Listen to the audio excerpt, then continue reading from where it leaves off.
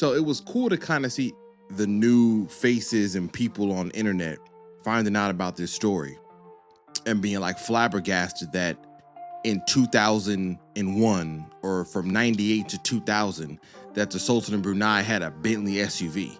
And the only one that most people know about is the Bentayga. And they're like, well, that came out like 8 years ago.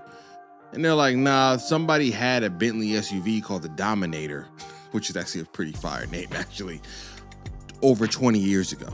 You just never knew about it because it was hidden in the realm of forums and car magazines. So recently, gigs, just hundreds of photos that were taken over 20 years ago of this car collection made its way to the internet. But when I was reading about this, I found it in a car magazine article that I didn't even know was happening. It was an editorial. It wasn't like I got a heads up. In that Ferrari chat forum, specifically the Sultan of Brunei's collection was one that was talked about in almost secrecy. Like you got one little picture of something that you're like, what is that?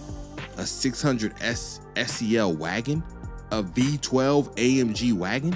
Where did that come from?